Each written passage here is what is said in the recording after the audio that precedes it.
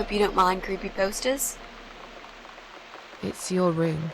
You can do what you like with it. But I definitely prefer this to fairies, rainbows, and pink unicorns. Did you make these? No. My boyfriend made them. Some of them, anyway.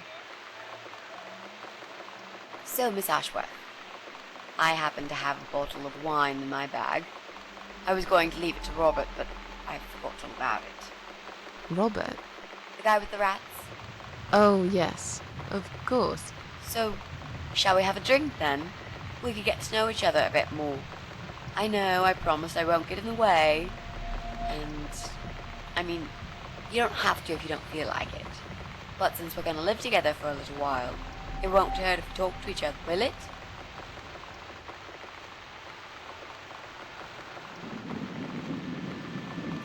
Yeah, that's okay, I guess. Great! I'll bring the wine. Oh, damn. It's one of those bottles with a cork. Have you got a bottle opener, Miss Ashworth? In the kitchen. I'll go get it, shall I? Yes, please. And while you're there, could you get a couple of glasses, too?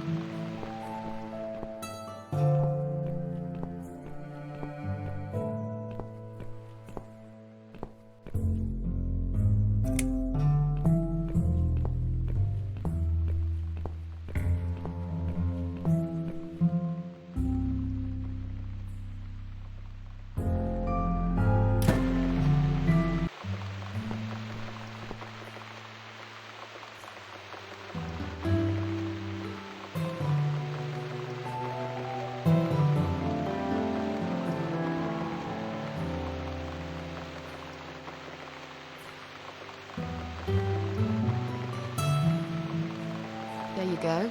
Let's get that bottle opened. Yeah, but we'll need glasses, too. See if you can find some. I found some wine glasses. All right, that's all we need. Oh, and Miss Ashworth, I really must say this before we start. Yeah? I promise I won't cut your throat when you're asleep. Very funny, Mitzi. Oh, no, I mean it. That's fine. But just so you know, I always sleep with my eyes open.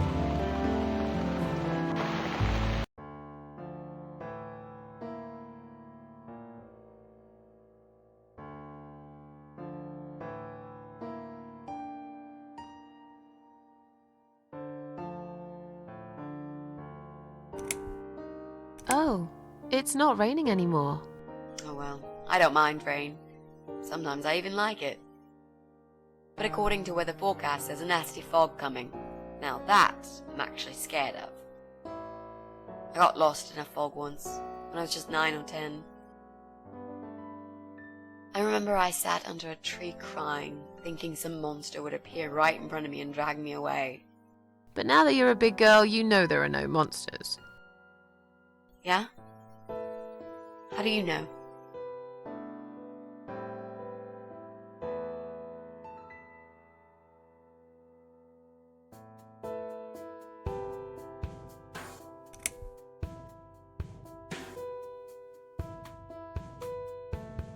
The only monsters are us. Murderers, rapists, arsonists. They're the real beasts. So far from humanity, they're no longer capable of feeling compassion or guilt. They're the ones we should really be afraid of. But whether they're lurking in the woods or fog or the darkness of our cellars, it's all irrelevant. You can't predict what happens. You can't do anything to stop it. there is only one way. You turn into a beast yourself, and like them, you show no mercy. Whoa! Where did that come from, Miss Ashworth? I just don't like murderers. They're nothing but parasites. So, the big C. Want to talk about it? Well, to be honest, I didn't really want to tell you about it like that. I put you in a very difficult position, I know. It's just that I was really desperate to get this room. I hope you can understand. This is the last and most important thing I must do before my time is up. It's fine. You seem alright. It's just... I find it hard to trust people these days. Maybe it's time I opened my eyes to see others have problems too. Some, like yourself, even bigger than mine. What kind of cancer is it? Do you mind me asking? Brain tumor. Her name is glioblastoma. Huh. Yep, they're all girls, the way I imagine it. Just look at their names. Lymphoma, melanoma, myeloma, leukemia, sarcoma. Each of them a fucking goddess of death. Beautiful and ruthless. You might just be right about that, Mitzi. I used to be a nurse. I know a few things about cancer. And I know glioblastoma. She's a real bitch. Yeah, and yet she gets to be the prom queen before night ends, while I disappear down the back exit. How long? They said I had a year. But that was 6 months ago, so... yeah. Not awfully long. Is there anything... They've tried. I'm sorry. Yeah. So am I. Do you want to talk about something else? How are you planning to find this guy? I don't know yet.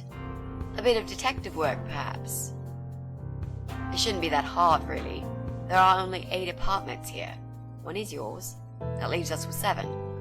I was hoping that you could give me a hand, actually. You know some of your neighbors, don't you? Not many. I never really cared about them. They changed over the years, too. You probably also figured by now that this is not the sort of place where new neighbors are greeted with a freshly baked cake. You see a new face, you give them a blank stare as you pass them in the hall, and you forget about them a minute later. That bad, eh? Well, there's that bald guy who lives above me in flat 5. He came here recently to shout in my face. He's a nasty piece of work, but I really don't think he's the person you're looking for. What does he do for a living? I think he's a train driver. I can't imagine somehow that my guy would be a train driver. Okay, that's good. Leaves us with just 6. Anyone else you know? I'd have to think. You know, maybe not tonight. Let's just talk about something else, okay? I have plenty of time. There's no need to rush this. Maybe tomorrow we could sit down together and make a plan.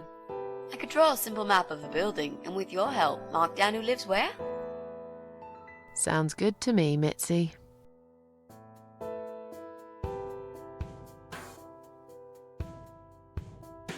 You mentioned a boyfriend. Tell me something about him. Yeah, okay. Let's talk about him.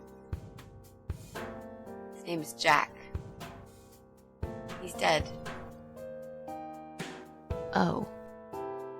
Miss Ashworth, are you sure you want to listen about my miserable life? I don't want to bring you down. These aren't happy stories. And I'm not a happy stories kind of person. I'm sure you've noticed by now. I guess so. Anyway, I suppose I would have had to tell you about Jack sooner or later. After all, he is the main reason I'm here. I just don't know where to start.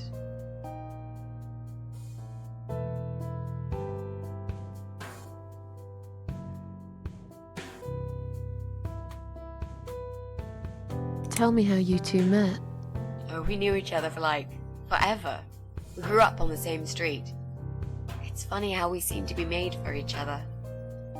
perfect match. I always knew he was the guy for me, and I'm sure he never doubted that either. Jack was absolutely crazy about me. We thought one day we would marry, have children, be happy. I never had many friends because I had Jack.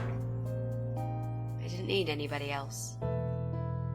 You know, if there's one thing I'm really grateful for in my life, it's that I got to experience this pure, perfect love. Some people go through a lifetime without knowing how it feels. I guess I've been very lucky. But all luck runs out sometimes.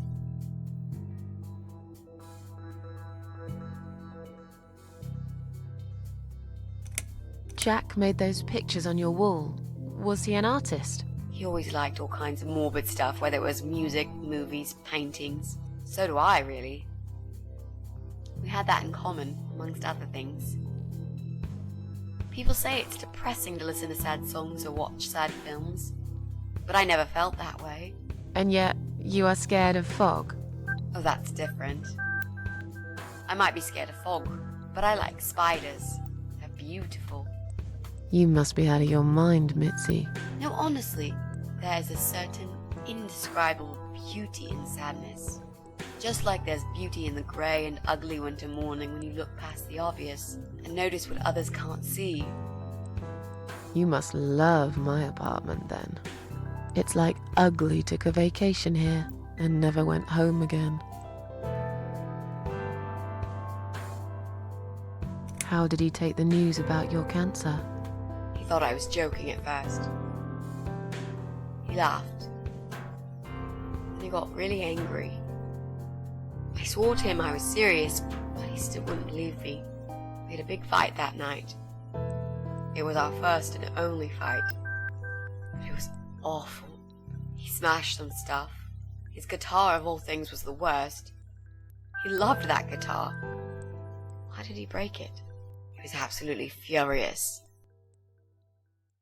He walked out on me that night, and when he came back the next day, he was different. Begged me to try surgery and chemotherapy. I didn't really want those things, but I did the chemo for him. It didn't help. It just made me feel sick all the time. I felt trapped in this strange place where nothing that happened around me seemed real. Maybe that's why I didn't see what my cancer was doing to Jack, and it was destroying him as well. He changed. He became obsessed with death. It seemed death was all he ever thought about, even though it was me, not him, who was supposed to die. How did he die? How did Jack die?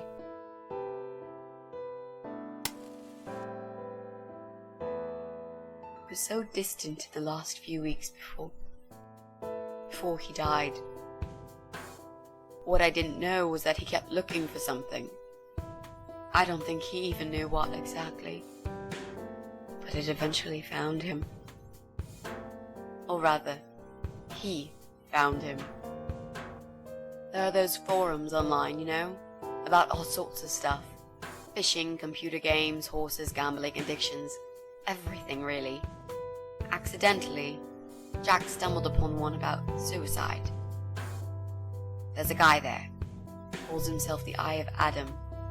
He's a fucking god on that forum. It's like a failed suicide club. People mostly try to help each other and offer support. Sometimes it just helps to know there are others like you. To listen to their stories and how they cope with their lives. But the Eye of Adam is an advocate of death. He dwells on human weakness. His job is to plant an idea, to give them a reason to die and tell them how to do it, once and for good. Jack took the bait. Before he knew, he was completely brainwashed. One day he sat down with me and tried to explain his perfect solution. It was the Romeo and Juliet kind of scenario. We were both to die together in each other's arms. It was supposed to be a quick and foolproof death. There was no chance we would have been saved, all thanks to the Eye of Adam, who created a tool for perfect suicide. He told me it was very simple. All we needed were 2 easily accessible household chemicals, which combined together create a gas called hydrogen sulfide that kills you within a couple of minutes. I told him he was fucking nuts, of course, but he just wouldn't give up. He reasoned with me, then he begged, and eventually just kept screaming at me. I figured it was his crazy idea of a modern romance, but it was downright tacky and just wrong. Finally, he said he would get everything ready and wait for me in our special place at dawn, 5 in the morning. Don't be late. Those were his last words he said to me. Then he stormed out. I cried for hours, thinking I didn't deserve all that from the person I loved most in the whole world. A few times I even tried to persuade myself that maybe he was right and I should do it. I just couldn't. I eventually fell asleep.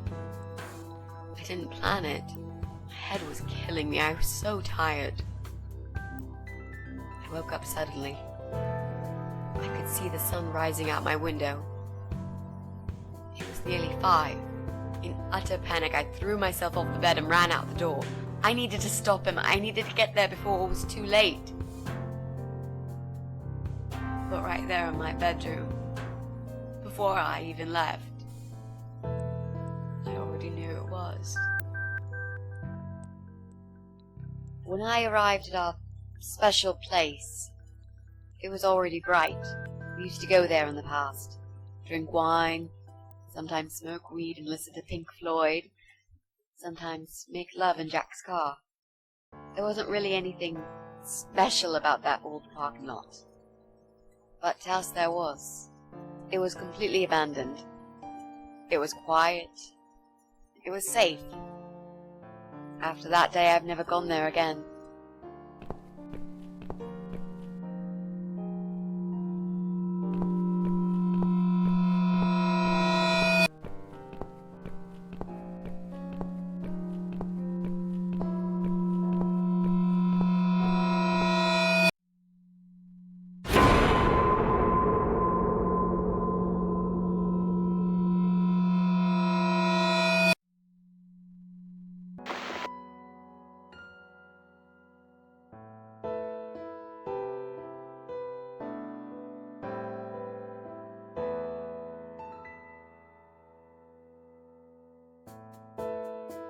I'm so sorry. I think now I understand. He loved you so much, he couldn't bear the thought of living without you. And that guy, the Eye of Adam. I'm not surprised you want to find him. I know I would. I'm not sure if I should believe that you only want to talk to him. But hey, that's none of my business. I wouldn't know what I'd do if this happened to me. Good to know, but I really just want to talk. I want to face Jack's killer and tell him what he's done to me. You know, the funny part is that he actually told me where he lives. He wants to meet me. Would you believe that? How come? Well, this kind of thing he does is called trolling on the internet. It's usually a form of extreme bullying and psychological cruelty. Those who are clever enough say, don't feed the troll. Don't talk to them. It only makes it worse if you show any interest in them at all. And Eye of Adam is no exception. He craves attention. He's a hungry troll who wants to devour as many hearts as he can get a hold of. I emailed him and told him I was a massive fan who loves his work. He wouldn't believe me at first. But trolls are always hungry, and I was prepared to serve him a meal fit for a king. What do you mean? I fed him so much bullshit that he really believed I'm a suicide preacher just like him. Great. I wish he'd given you his door number, though. It's all a part of some sick game he's playing. Sooner or later, I'll find him. There were signs on the car windows. Warning signs, yeah. I found on that forum that the Eye of Adam doesn't want any accidental deaths, so he posted this poster design for people to print. It turns out there's a whole sick ideology behind it. Fumes from the car could hurt anyone who opens the door, and that's not the point. The idea is to die willingly and with clear mind, prepare for it, to embrace it. Jesus. You'd think the police would investigate the whole thing. Sounds almost like a sect. This guy knows how to hide. The police can't be bothered to make an effort. It took me 3 months to track him down. Now I'm finally so close. I can almost smell that fucker.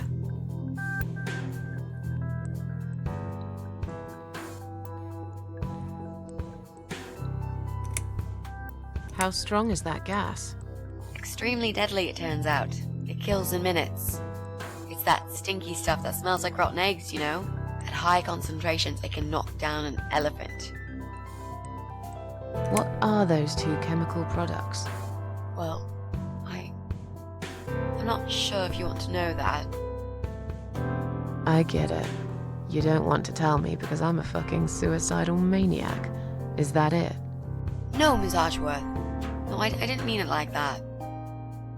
Okay. Maybe to some extent.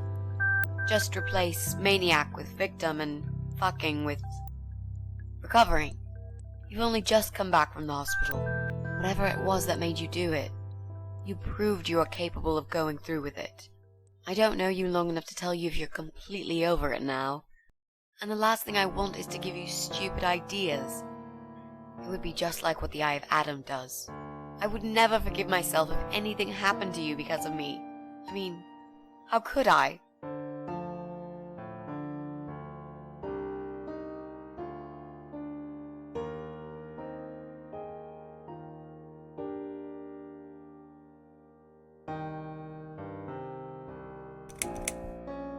Those who want to die will always find a way to do it. I'd really like to believe you, Miss Ashworth. But I will need you to promise me that you will never try this method. All right. I can promise you that I will never try this method. Or any other method for that matter. Been there, done that. Didn't enjoy it much. Do you believe me now? Yeah, I think I do. Good. I'm glad you said that, you know. The recipe for this deadly cocktail is very simple. Any good housewife can make it in a blast.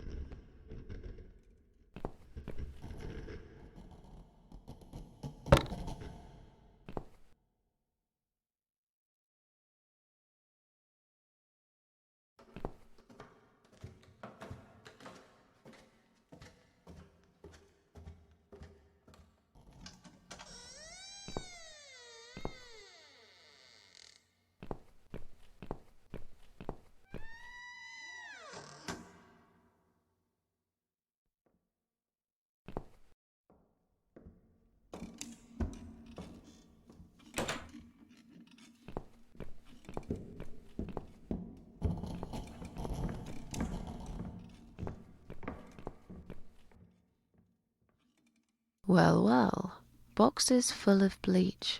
I suppose I deserve a bottle. I've worked hard for it. This reminds me of something. The first thing you need is a strong toilet bleach. You know the kind. Not just a regular bleach, but one that makes your eyes all watery and skin itchy.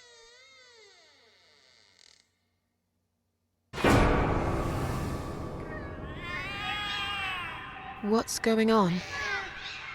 Something is wrong, Mitzi. The cats are alarming. That's exactly like when I found you, Miss Ashworth. We've got to check what's going on.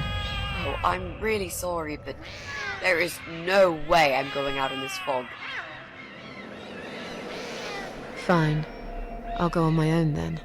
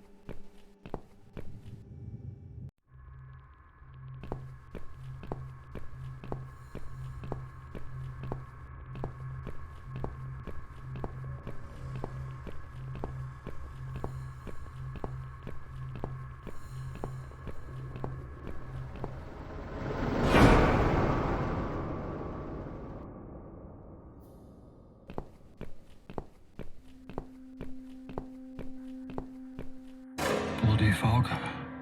Can't see a thing. Someone could be getting murdered 2 feet away, and not a soul would notice. But still, it could be worse. At least it's not raining, eh? Always look on the bright side, they say, and I always do. Not a talkative type, are you? What's your name, sweetheart? Don't be such a scaredy cat, sweetheart. You're Susan, aren't you? A kind man had described to me what you look like. And what can I say? He was spot on. What do you want? I'm just here on a job, sweetheart. Nothing more. I had a call, you see. There's a cat problem. And apparently, some crazy cat lady keeps making it worse for everyone. A crazy cat lady called Susan, I was told. Now, you ain't gonna like it, sweetheart, but I'm taking you for a ride.